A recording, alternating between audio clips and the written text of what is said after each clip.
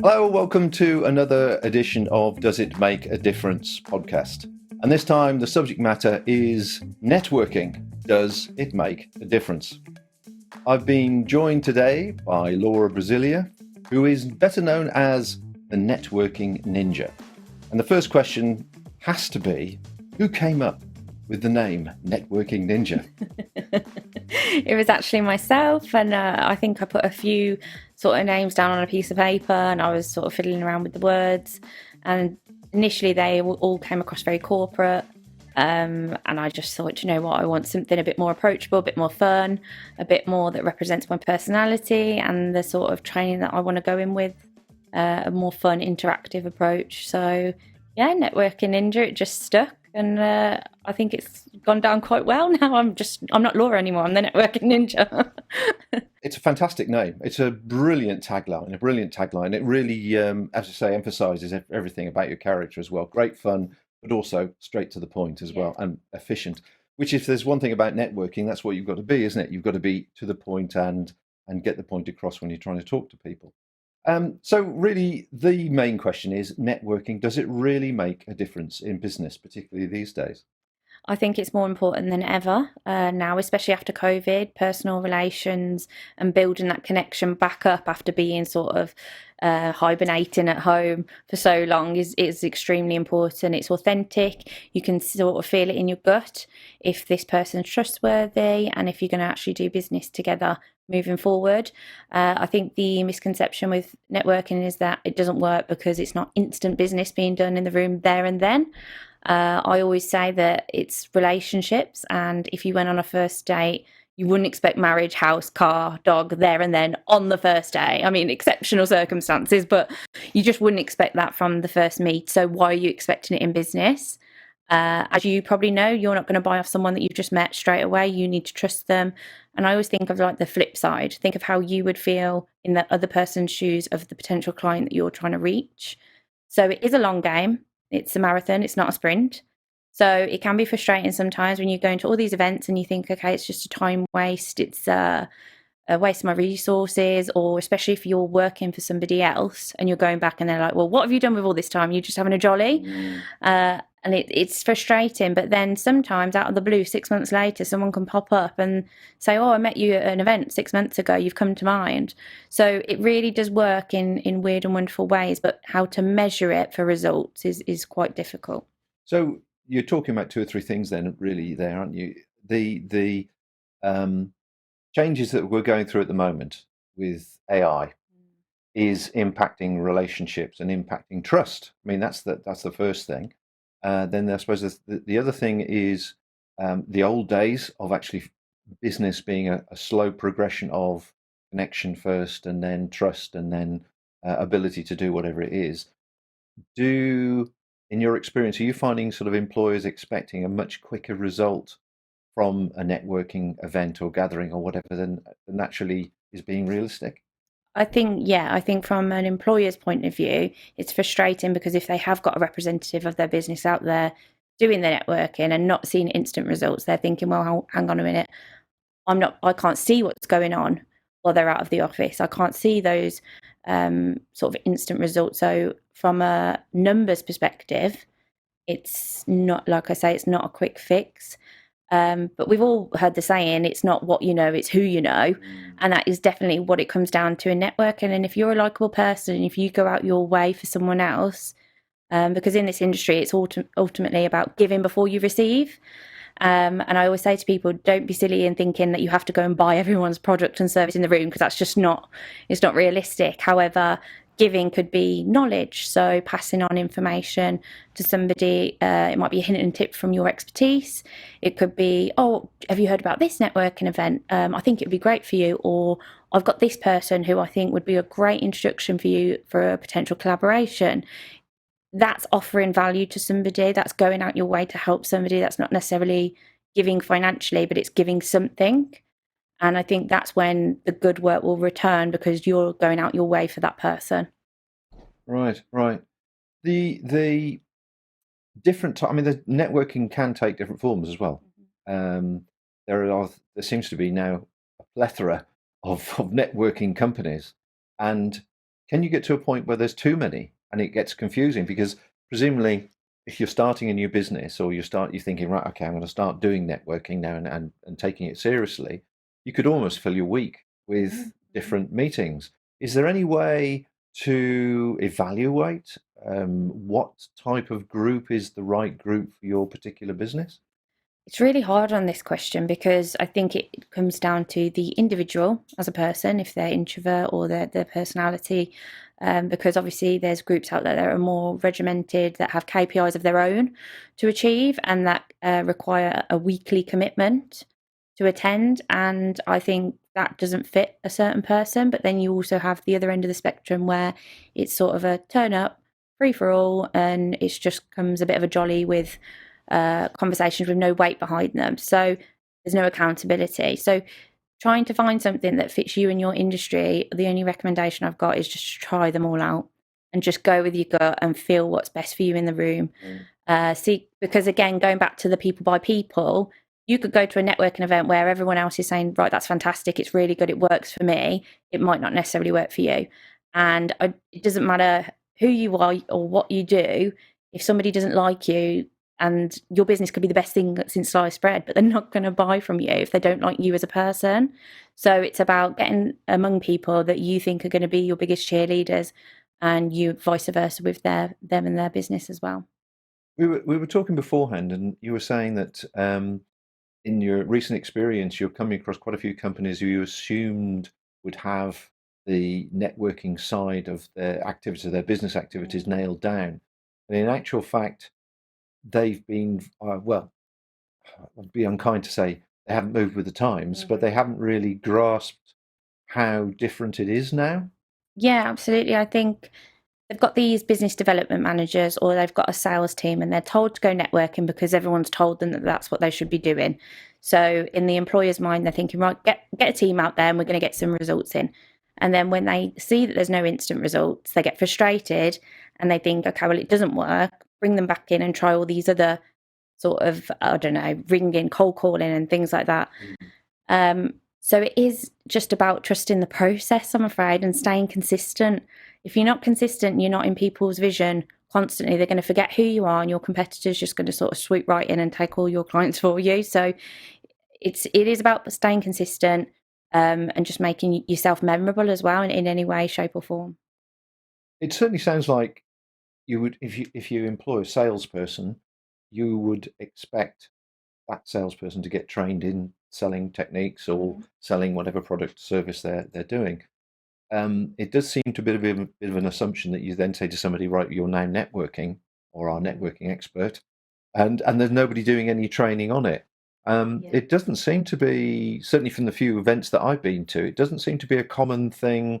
There's a great awareness that networking is beneficial and important, but there doesn't seem to be much in the way of training people to get the most out of it. Because, like you say, I mean, they've come out the office for possibly half a day or best part of a day.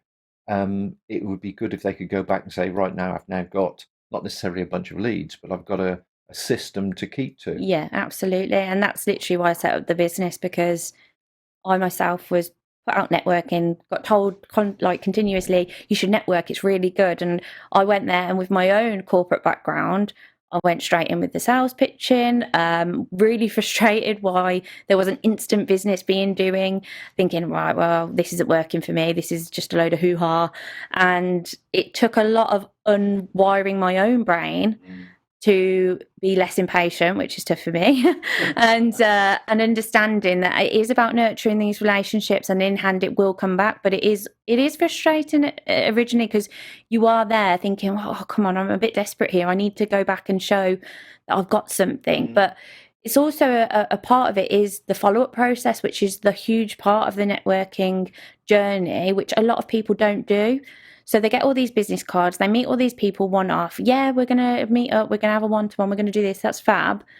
But it says now on roughly, I think the number's gone up, but it takes on average somebody to see you and your brand 7 times before they trust you enough to buy from you. And if you're not seeing them continuously at a networking event, how are you going to be at the forefront of their minds? And that's purely down to social media. So networking alone is great, but if you can combine it with digitally having an online presence, then yeah, I think that will work. So taking that stage further, then, is there a simple way that somebody can get into a routine when they've returned from a networking meeting with their cards or whatever that Yeah. isn't intrusive on the other people, but is a way of building relationships? What do you suggest Yeah, on that absolutely. score? I think obviously being present on social media is huge. And LinkedIn. LinkedIn's my baby. I love LinkedIn. So I'm a visual person, so I like to see somebody there constantly. Otherwise, I probably will forget about them and their business unless I've already got that close relationship with them. So I would ultimately go back, add them on all my social platforms that I am a sort of regular on, and then I would continuously post, even perhaps do sort of adding value or sort of hints and tips that are aimed at the target audience that you're trying to get into, that so it reaches them and it speaks to them. And then also just a follow up. I don't think the hardcore sales approach it works anymore. So you've all had it when you've had an email come through that's like a MailChimp, and it's like, we've got, this great project, this, thanks for meeting us at last week, and we've got this, and this.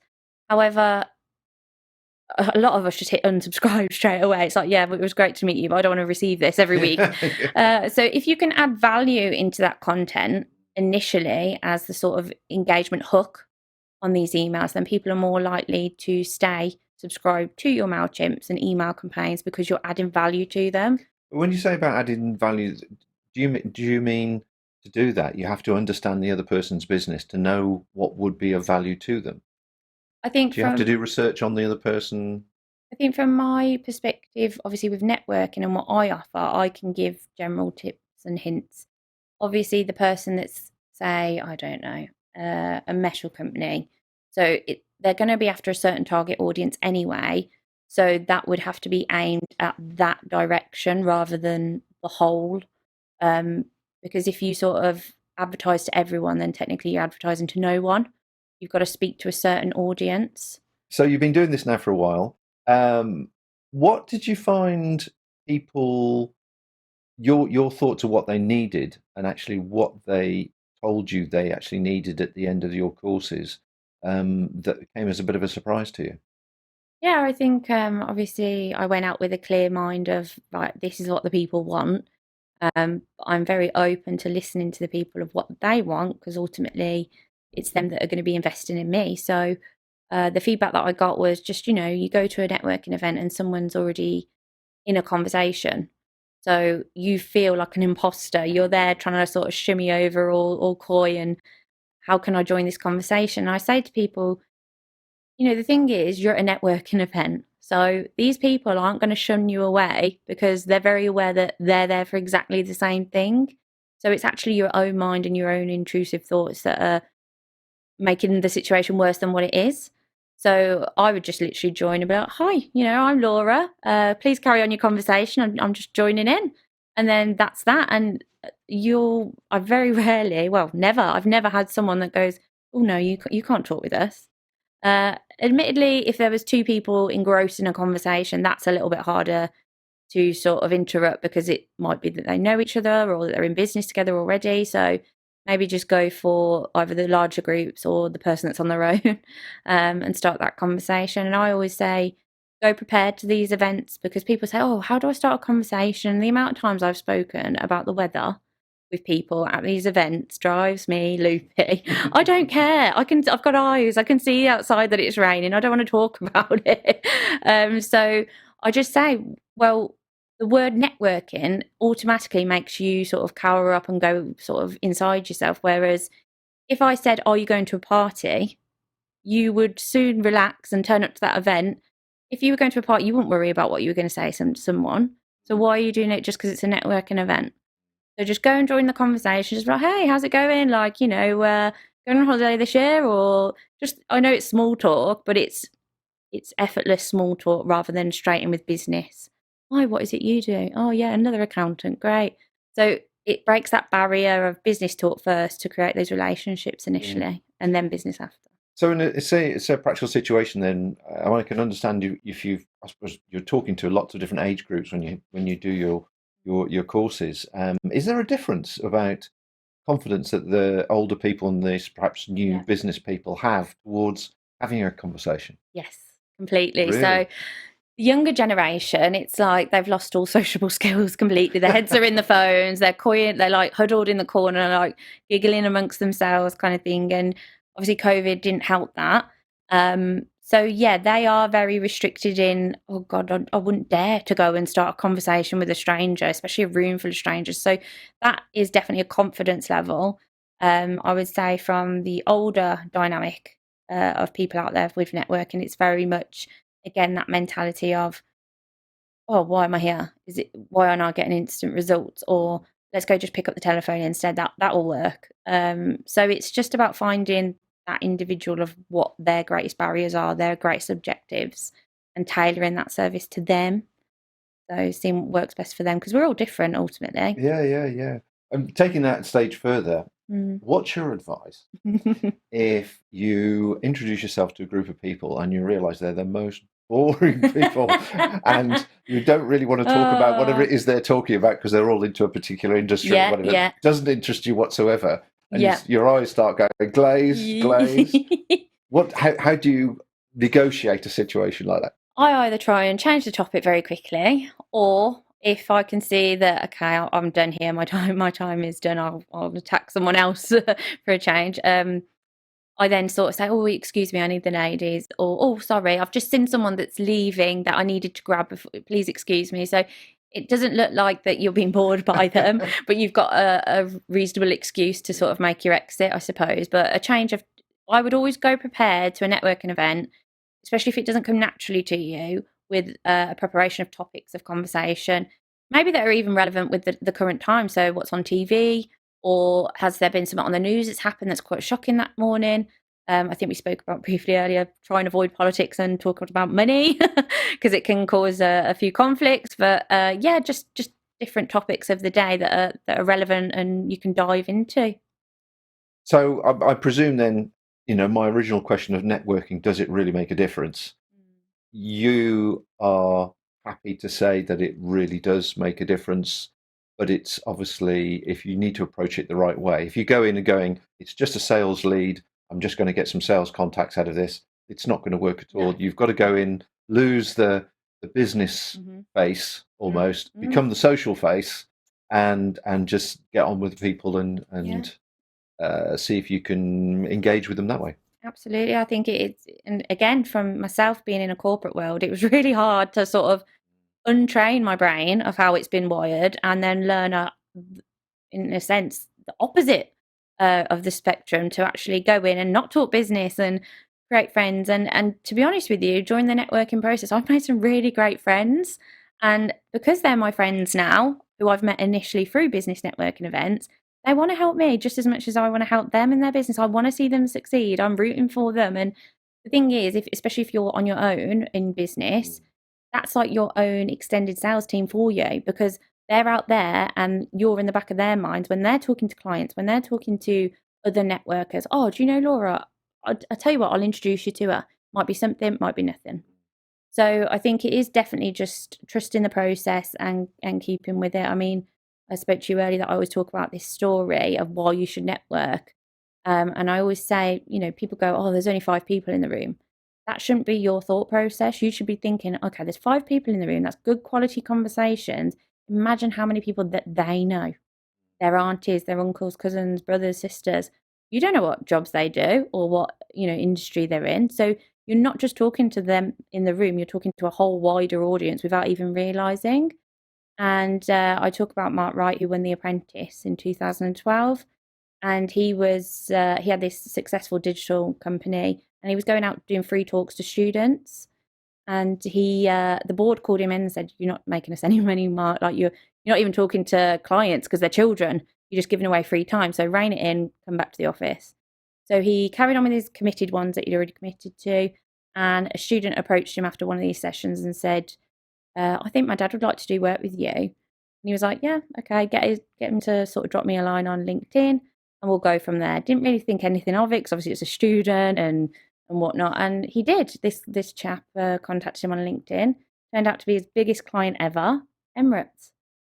So you just don't know who you're speaking to in the room. Like that demographic was not potential clients for Mark and his business, as the board clearly pointed out. However, that girl's father was. So it's almost like going through the gatekeeper to then get to the other access levels, if that makes any sense. Yeah. No, I hear what you're saying. You've got to get through the front door in some way, and it's not necessarily the biggest door in the room, is it? It can just be a small one. Yeah. Okay, so a bit of a lowball last question. Of all the things I could have asked you about networking and its benefits, what should I have asked you? Oh God, you put me on the spot now. Just what's the secret, I suppose, and the secret is just being consistent, showing up, going out. I always say, you should get comfortable with feeling uncomfortable, because then it will ultimately become comfortable, which is sort of a backwards way of saying it. But the more you put yourself out there, the more it will become a natural part of your routine. I know a lot of people are daunted by the fact of entering a room full of strangers. However, the first time you do it, yes, it will be scary as hell, but the more you do it, the less it will become scary, and it will actually become just a normal part of how you build relationships and get business, really. So, and you actually might then enjoy it. Well, Laura, that's a lovely way to end. Thank you very much indeed for your time. And thanks everybody for watching, and stay tuned. There'll be another Does It Make a Difference podcast coming very soon. Bye for now.